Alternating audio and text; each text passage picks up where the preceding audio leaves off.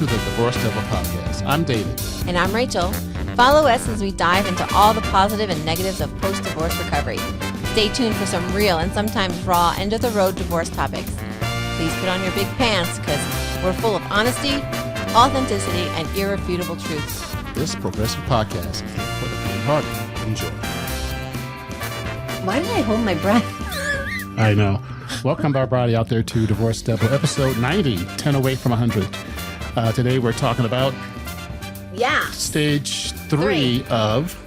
Divorce. I signed the papers. Really? 6 months to a year. Now what? I don't know. There's all those words in there somehow. I signed the papers. Yeah. I'm divorced now. Mm-hmm. What the hell do I do? Shit. The 6 months to 1 year phase. Yeah. Phase, not phage. Phase. I know. Hey, I got I got all this stuff going right. People can hear us. People complained about us last episode. They say we were in a tunnel. I'm here to tell you folks, I struggled to get this shit on board. Yeah, last week was tough. Yeah. Well, it was ugly. But we still mustered it out and got it out. I'm just saying. And thank you for your appreciation, Warren, because Warren gave me some shit. I think the ArcNet was down. The ArcNet? What's ArcNet? Okay, we've been my son and I have been watching the Men in Black stuff. And ArcNet is number 3, so it's like protects the earth. I think the ArcNet was down. I see it like this. I just want to say on this episode, dun dun dun dun dun dun dun dun dun. Black is black, and I'm back. Dun dun dun dun dun dun dun. Back in black. Yeah, and I am black. But back, are you? Back in black. Yes. Well, yes. I did not know that. Anyway, episode 90. Episode 90 of the Divorce Devil Podcast YouTube channel. Where the hell are we? Shit. What's and who are we? David and Rachel. There we go. People, you have to watch YouTube. Anyway, so back to the 6 months to a year. So what are some of the big things? Will you stop? I finally got all the technical stuff done, and you're going to laugh on this shit. This is serious. I'm looking at myself wearing my sunglasses in the studio going, am I drunk? Like, where do I have sunglasses on? Oh, because I want them on. Okay. Here we go. Oh, so, shit, yeah, there we go. So back to it. Yes. Where were we? Yeah. Episode 90. Okay, I'm good. Wow. Episode 90. 90. 90. 90. 90 man. That's your birthday. 90. No. Episode. I swear I haven't been drinking. Stage 3. Yeah. 6 months to a year. Oh, so some of the things should be less. So you should be hurting less. Yeah. You should be able to get, I don't want to say get your shit together, but get your shit together more. You should be having some good sex at this point. You know, not everybody goes through the whole phase, okay? Oh, no, they do. No, everybody does not go through the whole phase. Discuss it, but now we're going to be able to discuss it. Not everybody goes through the whole phase. That's going to be a topic. All right, 91. I want to know who doesn't. Yeah. Email us through the website. Gone through the whole phase. And tell us how you don't. Well, maybe the opposite sex repulses them. Well, that's true, but still, you got to get your needs met. I mean, batteries work, plug-ins, that all works too. But you don't have any needs if they repulse you. I think so. If the other sex repulses you so bad, there's probability that you have no needs. I don't know. I think there's needs, like physical touch. A vibrator can't physically touch you. Can't hold your hand. It is vibrating the good spots. But it can't hold your hand. Exactly. It can't talk to you. So that's what I'm saying. Can't talk to you. That's 6 months to a year. That vibrator cannot talk to you. I understand that. Okay. That's why I'm saying at 6 months to a year, you should be having better sex than you had when you were married. Because you should know, like, hey, this is what I like, this is what I don't like. I'm saying like almost to a year. Okay, so I'm just saying, I believe most people. Where am I going now? Or maybe move the camera. Yeah. Oh, I could do that too. Yeah. No, that's the wrong way. Other way. Oh, where am I going? Other way. Help me, folks. Put yourself in the middle. There you go. All right. Oh, now I can't see myself. Okay, good. It must have been a hell of a day at school today. It was so fucking busy. Like, I was like, dude, are you really sick? No. Go back. So anyway, back to these people we're helping, people on the line here. Yeah, screw school. We needed a good squirrel episode. We've Yeah, been doing some serious work, getting some research with some lawyers, and our guests have been really awesome. And But you don't realize, folks, the crap I went through to get this technology set, it took forever. And it was frustrating. being our technology budget is zero. Yeah. But who are we again? Oh, there we are. Okay, David there we and go. Rachel. Yes. Yeah. What are we talking And about? what's this Divorce. episode? Hold on. This 90. episode is called, what again? Divorce Devil 090. I just signed the divorce papers and I'm legally divorced. Now what? Divorce Devil Podcast, number 90. Stage 3 or 4 of stages of post-divorce. All right, get that out of there. So what happens when you got technology? Technology, baby. No, wait. So anyway, so you're 6 months out. Okay. So things should be a lot better. They won't be perfect, Yeah. but every day should be better and better. Every day you should strive to have a better day the next day, correct? Yeah, you basically have had 180 days and more to figure out what works childcare wise, what works communication wise. You might still be blindsided by some financial bullshit that you didn't know about. Yeah. $27 financial bullshit you didn't know about. Fuckers. Yes. And look at me now, wearing sunglasses in the studio. Yep. But yeah, so are you literally drinking? I'm dehydrated. But anyway, go ahead. This is not alcohol. Well, that's dumb. I know. Duh. What was I saying? So yeah, you should know 180 that. days out. Yeah, so you have 180 days that you've been divorced, right? So you should, your schedule of life without that person has now been a half of year Ingrained. of doing it and Ingrained doing it. big time. Yeah, doing solo or whatever you're doing. So you should have a good grasp on how your life is going to go now. So what about this? If you're still bitching about stuff 6 months into it, Yeah. either you need some therapy or you I need to recommend it. reevaluate yourself. Yeah. Yeah, Because you should be healing there should be some positives going on, not all negatives. Well, I think too, when I went to my divorce group, I went like month 1. I was like, maybe it's me. Maybe I'm the problem. Like, I can only see my version of my life in America. Are you trying to hide you drinking? We can hear you. Okay. Well, see, you keep See, you distracting just squirrel me. I know. off things. I So- like this technology. I'm excited. I might be on here for an hour. Okay, I can't. Look at me. What was I'm I as happy as a I just ate the kitten in a microphone. tree. Go ahead. I don't even know what I was saying, fucker.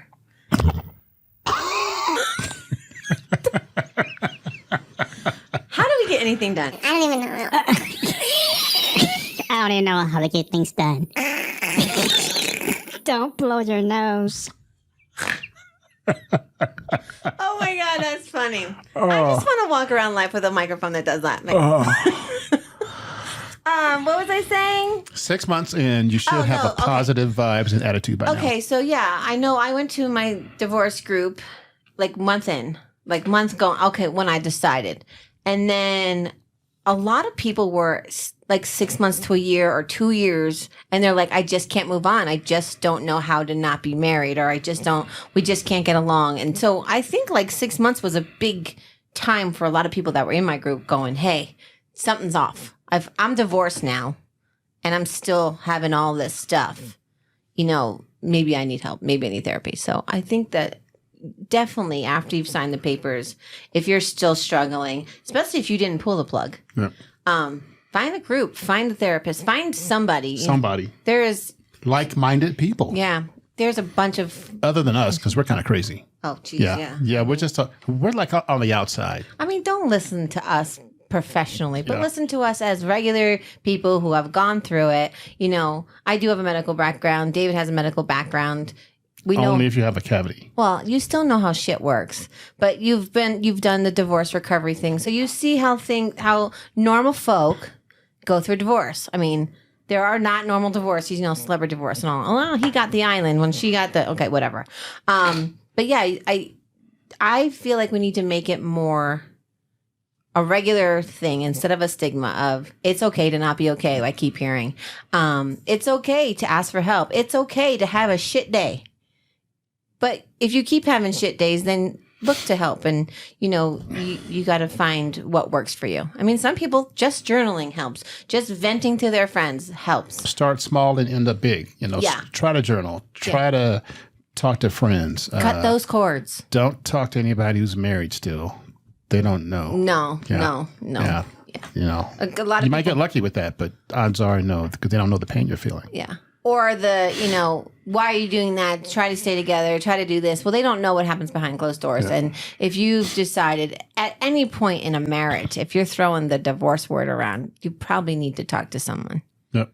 I think a lot of people are like, well, let's just get divorced. And it's easy to say, but when you put that out there, that's a whole new, a new thing, a new entity in your marriage that you're also struggling with, besides all the problems and all the Correct. shit and all the chaos. And so, don't throw that word around if you're, if it's just a fight. Like if you're just fighting and it's like, well, fine, let's just get a divorce. Because that happens a lot. And I hear that a lot. Yep. Like he's always threatening to leave me. And then when I say it, it's like, what? Why would you say that? Well, because you throw it around. It's like, breakfast. So we talk about that communication factor. You got to communicate. Either divorced, married, whatever you are, girlfriend, boyfriend. You got to communicate. And I think too, I think I've learned this, especially in my new relationship. It's not new. It's 2.5 years, almost 3 years. That ain't new.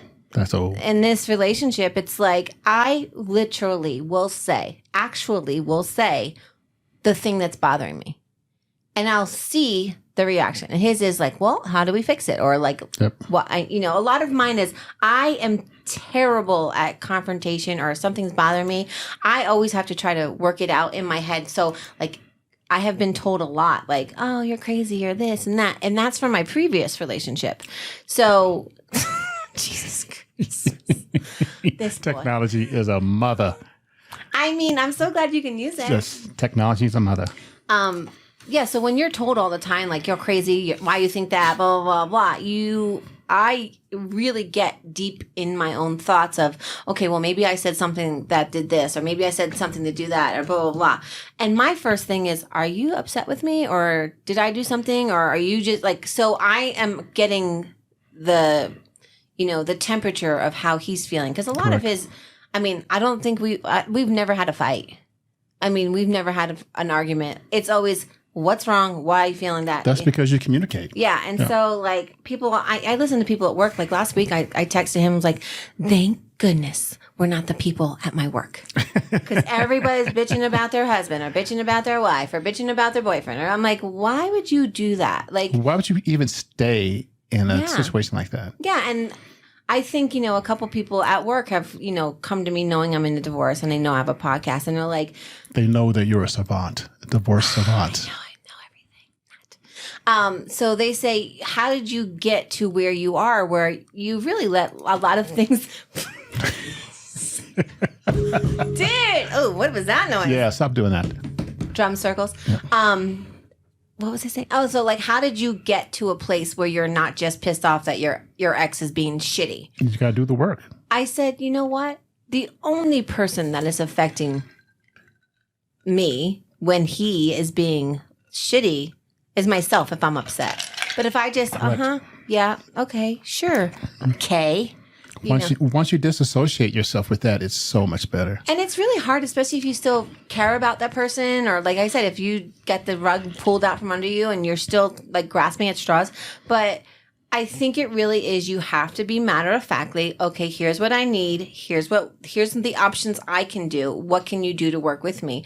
And I think both parties have to be willing to listen, and actively listen is really hard, especially early on in a divorce, because you're well, he got the fucking house and he got this and I got this debt because I didn't know about it and this and that, and I don't have a car now, and so you're angry at what you don't have because you've now no longer have. So what I'm hearing you say, stage 3, you need to focus on the positive. Yeah. Focus on what you have, not what you don't have. Well, and I think you need to, I think at 6 months, I was really who am I besides the kid's mom, his ex-wife or his wife at the time? Because you have to get into your new identity. Yeah. And when you really are comfortable in your skin, and I don't mean that as in I need to exercise and lose 20 pounds. I mean, what you want, what you need, how you're going to get that, and you're not going to let other people's outside influences affect you. Correct. So I think it really starts it sounds stupid. Self-care is the most important care, and you can't care for anybody else if you don't have self-care. If you don't take care of yourself, you can't take care of your kids. And I think too, like that 6 months, 1 year is like, I'm going to go on a vacation that I wanted to go on. I'm going to do this. Here's my plans. Like it's got to be and even if you're in a new relationship or you're seeing someone or you're in the dating world, you really have to know the I in the. So I hear you say again, you got to be selfish. You do. So the first one is not self-care. Self-care is loving. Selfish. Yeah. Yes. Love yourself. Yeah. Because selfish gets a negative connotation. Without batteries, though. Without batteries. Yes. Oh, well, sometimes there's a USB. Oh, yeah, USB. I mean, and now I think there's like even just, set it on a little. Kind of like an iPhone charger. Yeah, kind of, yeah. Oh. Just power it up. Take the watch off, put the vibrator on, charge when you get home. Beam me up, Scotty. I guess that's what she can say. Beam me up, Scotty. Yes. That's our new theme. Beam me up, Scotty. We'll have a little devil and a little. Who's her daddy? Scotty. The little devil will be flying in a UFO. So we have to be gentle with ourselves too. Yeah. We can't be hard on ourselves. We can't. What's the word? Give ourselves a hard time or be down on ourselves because you don't come out of that hole. That rabbit hole is deep sometimes. Well, and I think too, a lot of people think that divorce is cookie cutter. Like you do this, you do this, you do that, and then you should have this when you come out of it. No, everybody's is unique financially. Where you're gonna. What if the one person moves and you have children? How does that work? Or what if the kids are going to college and you're both, supposed to go with the kid to college? Do you take turns? Do you go together? What if you can't get along? You want these new... Yeah, that thing. Yeah. Yeah. You want these new experiences for your children to be positive, even though you're going through a negative event, which should turn to be a positive light because you got out of it for a reason. If you're just getting out of it to get out of it because you're bored, then that's something you need to work on too. And so I tell people that when you get divorced, you step into two lives. You step into your new life, and then you step into your pseudo life with your ex. If you have kids, yeah. If you don't have kids, it's a different story. But there's two lives you're living. You're juggling, and those lives have to live simultaneously next to each other. Yeah, and they're two separate lanes sometimes, but you have to know when to jump in and out each lane. Yeah, and you shouldn't keep the lanes separate. Yeah, yeah. Because I think there's the lines do get blurry, especially in the beginning. Like, well, I have the child this week. Well, I'm sick. I can't take him. Can you take care of this kid? Like, there's just, like, my ex is traveling and it is my weekend, but I'm getting him a day early because we plan to go away for the weekend. And it just is like, okay, well, then I'll take him the next weekend. And then we're going away for a couple of days and he's just going to switch. That took a lot of juggling. Getting to that point, though. Yeah. Because you weren't at that point right away. No, it was, I'm going to take the kid because you have no money. Oh, I have money. Oh, no, you don't. Oh, okay. So it was one of those things like when all the shit was hitting the fan, I still was like, what's happening? Okay. And then when it's very overwhelming. So if you have multiple properties or if you now have two homes and the child's going back and forth and all this stuff that has to be negotiated, I think by 6 months, the bell starts to flatten a little, so. It's almost like there's a heavyweight bell and you both come out swinging. Yeah. But over time, you get tired of swinging. Yeah. And you come to a precipice where it's like, okay, let's just get through this. And it's almost like, I think in the beginning too, it's like, you know what, whatever. Fine, whatever. And I think a lot of times one person is, tapping out just so there's not chaos. Because, I mean, I hear that a lot. I just am done fighting. Like, I don't have anything left. So if I have to, That's almost like self-care. That's element of self-care. If I have to, give an extra day so I can have peace and go on vacation, or if we're going to go do, I don't even know. Like the fair's in town. And I'm like, okay, maybe I'll take him. Well, it's my weekend starts tomorrow at noon, but I'll have him tonight. So I'm like, oh, I don't have to ask anybody. If I want to, I can go. Yep. And so I think at 6 months, I was still going, oh, well, I don't want to make waves because blah, blah, blah. Or the last time I was at the fair, it was with them. And then there's like this whole other, I think you've figured out where you're at by 6 months, definitely. And the other thing too is learning how to be alone. That's a big terrible. one. Yeah, It's six terrible. 6 months. 6 months. I think it starts to wane a little bit, where you kind of get used to it. You almost get to a point where it's like, okay, I'm alone. Now I can do. Yeah. Well, and I think And don't serial date. unless you need to. No, don't serial date. Trust me. I mean, I've heard horror stories. It's not good for the soul. It's worse than chicken soup. for the song. Yeah. Arr. That should be a divorce devil for the soul. There you go. Divorce for the soul. Yeah. I think Divorce there is soup one. for the soul. There we go. I think there is one. We're going to make $1 million Okay, if I had $1 million. off these stupid ass ideas. So that's what we're going We to just do. always have these ideas. They are all copyrighted and they are all Hey, but nothing beats what's that one where they kill people? Squid Games. Divorce Squid Games. That's a winner. That has to be. Oh yeah, folks. Next week, But- let's do a prelude. Ooh. Yes, next week Oh we my have God, I'm so excited. Lisa Lane. Lisa Lane. From How to Build a Sex Room, episode 8. She's going to be on the podcast talking about divorce and healing and things like that.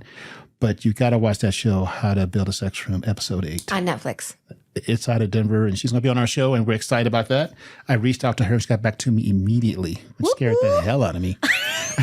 Like, oh, what I do now? She's like, you want a sex room? Can you be on my show? If she wants to put some decorations in here, I think Yep. that would be fun.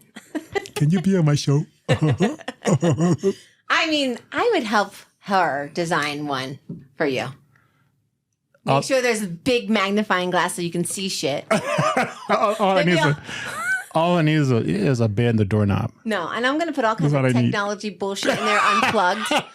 What's your fantasy? Everything works. I have cameras on every bedpost. Oh, that's another thing too. When you from 6 months to a year, everything doesn't work. Not everything doesn't work, but that came out wrong. Things aren't always, even though things aren't always the same, but things are different. Things don't work the same. Help me, please help me. I'm struggling. Give me a When give me a I'm vowel. silent, Give me a I vowel. have gone to the gutter. Can I get a vowel, please? Big bucks, no whammies. Whammy, whammy. Big fucks, no whammy. Big fucks, what? What? Okay. Sorry. Yeah, that too. No, You don't need any You should sex serial from date 6 so months you to make sure that no. Do not it's- serial date. Do not serial date. I'm begging you, What's imploring the you. definition of serial dating? Like 6 dates in a week or like 6 dates in a day? 4 dates in a month. That's a lot. That's a lot of dates. No. That's not a lot of dates. Shit, That's no. like normal. No. Oh, well then you got. Hey, don't ever call me a serial dater again. Fuck.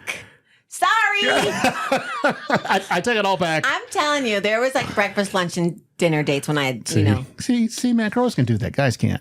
But I mean, I paid my way too. Don't worry. Yeah, whatever. I mean, you had to figure out what you liked. Married 20 some years, you got to know what you want to like. be able to go into the gotta candy know store when to hold and them. pick and look at all the candy, not just the blow pops. Know when to fold them. not just the hard candy. Know or when the to soft walk candy. away. You need to lick it. I mean, check it all. Know when to run. You got to Girl, your candy sitting at the eat table. your cereal. Stupid. Who's your Scotty? so stupid? Who's your Scotty? I think, are you pumping oxygen here? No, I think you did that before, the nitrace. no, man. It was pickleball. Oh. Yeah, so what do you think, like, I mean, do you remember the stuff from 6 months into a year? Because you just a are blur. so far out. I was just so angry. Well, yeah, you that said anger that, thing, man. I was still working on the anger thing, even after. Even though it took 18 months? Yeah. Oh, Really? yeah. A lot of anger. It wasn't getting rid of anger. It was stopping the anger from growing. So you were at 18 months out. You got divorced. Mm-hmm. You still had the anger because the papers were signed or Yeah, because I just started the divorce recovery when the papers were signed. Okay. So it was like right on time where I was able to work on my anger and move on from there. And you think the divorce recovery helped you see that it was anger and it wasn't just, because we all have bullshit. Like, we get mad. But I think for me, like we talked about before, it was more taking my shit and say, hey, your shit ain't so bad. yeah. It's like, man, because I saw some shit. I saw some What made you most angry? Maybe the fact I was getting divorced. Maybe the Just in fact she general. broke up the family. So just in general, what made me more angry was I had no control. Yeah. Yeah, control. tone, control. Give me a beat. No, because I think I went through phases of anger, but I was so sad that my idea of what I was supposed to be doing and what I, said I was going to do, like, I failed. Yes, failure. That's huge. I failed to keep it together. I failed to communicate with my spouse. I failed in a lot of ways of not knowing my financials. I failed my children, I thought. I failed, the family unit. I failed the whole, like, I feel like you can feel like you've failed at life because that is your life. So 6 months to a year was the failure you felt less or same or more? Well, I think because I was separated for a while and then my divorce kept getting postponed and postponed. I think 6 months was like Christmas time. Then it was, New Year's, it was Thanksgiving, it was all these things that I'm supposed to be doing with my family. And my family is still doing without me. Because my older son didn't talk to me. My daughter was at college. My little guy was back and forth. So all the things I was supposed to be doing with all these people I've known their entire lives, and then, my ex was no longer in my sight or my vision or my future. And yes, I am so happy where I am, and all that stuff had to work in it. But at 6 months to a year after my divorce, it felt like the day it happened. Like, I feel like there was a big... Like it was fresh. Yeah, I feel like it was kept coming back. I'm like, oh, it's Christmas. Oh, fuck. Like, I'm not in that family, but they're still doing all the stuff that we did. And then I started as, my traditions and all this other stuff. And then I'm in a new family that has different traditions, trying to integrate that. And it was a whole, like... That'll be another podcast, post-divorce and family traditions. Well, and that'd be a big one. Those holidays right after, because I was divorced in July, and those holidays, Thanksgiving, all this stuff just started piling on. And I believe that Christmas and Thanksgiving, each of our children had their, if you guys could just get back together, or I didn't ask for the divorce, you guys did this. And they all had their breakdowns at that point. Because it was like, oh, they're not divorced, because it kept getting postponed. And then it was, like, bam. My daughter had it. My son didn't talk to me. His daughter's like, you don't talk to me as much. And so everybody had their breakdown moment. And I think it was just everybody's life was different. Yep. And it was officially different. And it wasn't going back to what it was before. So I think 6 months would have been, July, whatever 6 months is, January, whatever. And then, it was all these new life events. And, I think even with like any death or grief and stuff like that, you go through it's 1 month, or it's 1 week, 2 weeks, 3 weeks, 4 weeks, 1 month, 2 months, 3 months, 4 months. You have all these things of the firsts again. Because even if you're separated for all this time, you've had a first without them. You've had a first. Well, now it's the official. You're not getting back together. So it's almost like I hear you say time is against you. Yeah. Yeah. So time keeps going, and the holidays keep coming, the birthdays keep coming. It sucks. Well, and too, like, but it sucks less. Yeah. Like when I lost my son, I became a bereavement nurse, and I was doing like groups and stuff like that. And then I was like with compassionate friends. And I remember they said the second year is always the hardest after a loss, because the first year you're just, it's the first anniversary. It's the first Christmas without them. It's the first this without them. It's the first that. And then you're awake and you're like, oh shit, they really aren't coming back. So that second year is a lot of times harder, because it's like, oh, they really are gone. So kind of like a delay. Yeah. So that 6 months to 1 year, even with like divorce, it's like, okay, we may have gone through all this stuff, and we may have had, if you have a boyfriend or girlfriend, or if you don't, you're single. Now mom's house isn't as decorated because dad had to sell all the stuff, or dad's house isn't as decorated as much because mom took all the stuff, and they have new stuff. Well, what about the traditional stuff? And there's just a lot of shit that comes back to surface. I think that as adults, we've probably gone through, and it's probably less hard, but then all the other factors can make it feel like it's day one again too. Yep. So I think you just, like, again, you just have to be Whatever Yeah, happens, it's really how you react and how you deal with the situation. And I'm reading this thing now. It's about like, don't be so reactive when you react. So it's like, it's almost like you have no control what happens to Conscious. you, but you have control on how you respond. yeah. So conscious response instead of like explosive reactions. And, it changes the mood. Like I've said this 1,000 times. If one of the kids come in and they're, this is wrong and I have this, my car's broke, blah, blah, blah, and they have all this stuff going on and we're just calm. How we react to these explosive things happening, because it's very stressful, changes our mood. So if my daughter says being fresh to me, fresh means bad in New Jersey. Okay. She's being fresh. Funky fresh. Yeah. And so then she makes my mood like defensive or this or stressed out or, whatever. The second she leaves, I'm just like, oh, what just happened? Yes, I have learned to just, okay, well, let's figure it out, calm, very, matter of factly, like I said, very monotone, very this. And it calms her down, it calms me down. And yes, as the parent, that's sometimes what we have to do.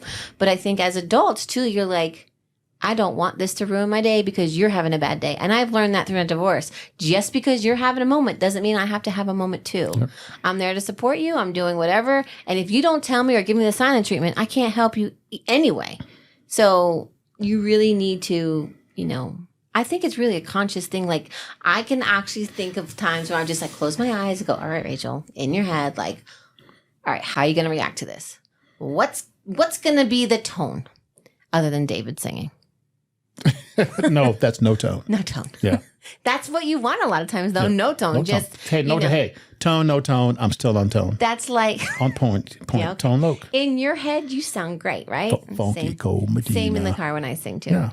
But yeah, so I think you have to be gentle with yourself. Really conscious of how you deal with things. And at 6 months to a year, it's still fresh, still. But that's interesting how you said about the bereavement, like it comes back later. It's kind of like there's like a delay. Yeah, because you're going through my son was 35 weeks. I was pregnant when I lost him, and it was here's his due date. Because if it didn't make it, then it was, this would have been his first Christmas, or this would have been his bunch of dates. Easter. Yep. And so now these are just these dates that I was getting to and getting through and anticipating how terrible they're going to be. And a lot of times they weren't terrible because I've already stressed about them the day before. So the day of, it's like, oh, I already had my breakdown yesterday, or, and then it was, I can move on. The first year. And then it was, trying to get pregnant with my daughter. And then all this stuff was in my head. And then when it was, the second year, it's been 15 months. Oh, it's been 18 months. So you break it down. I forgot to mourn, 17 months. And then it gets, so it's, he's really gone. So it's almost like a crescendo and then it comes down again. Yeah. Yeah. So it definitely is. And again, the stuff around you, work, children, life events, whatever, are going to affect those two and how you heal. And so all you guys in it from 6 months to a year, there's hope. Yeah. And I think we do reiterate this a lot, is it is okay to not be okay, but it's also okay to take care of yourself, how you need to be taken care of. Because I can tell you 1,000 times, take a bubble bath, do this, do that. That may not be how you want. Go play pickleball, go for a bike ride, do the things that help you stop thinking about all the shit. Yeah. And a lot of it is bullshit. Like I look back now, I'm like, did we really have an argument about that? Or did I really fight about, what exit to take? Like seriously. I laugh more now about my stupidity. Like, I have gone to the same place of work for 1 year. And every day I go, wait, do I turn here? No. Oh, no, I got to go that. Oh, okay. Like, I laugh at myself. That's enough. Squirrel brain, though. I know. But I think you do it better with your divorce if you have a squirrel brain. Yeah. What do you think? Yeah, because then you don't think about, you don't linger. Yeah. Oh, that's another one. Lingers. For the next nut, you said? I'm a squirrel looking for the next nut. Wow. I mean, that could be taken lots of ways. But especially because I'm allergic. Go with the first nut and be fine? Or you need more nuts? Oh, no. There was a lot of nuts in the dating pool. Oh, God. This is why you have the cereal nut. The what? The cereal nut. What do you hold you? knows when you do that. I don't know. It could be. And I know that it's big time. Because I don't want to snort and... With that laugh and snort? I mean, that's just cruel. Well, thanks, everybody. For listening to Divorce Devil episode 90. Once again, what's our subject today? It is, Divorce Devil episode 90. I just signed the divorce papers and I'm legally divorced. Now what do I do? Divorce Devil podcast episode 90, stage 3 or 4 of our 4 stages of divorce. I literally keep snorting in the microphone. I am going to wipe that microphone when you leave.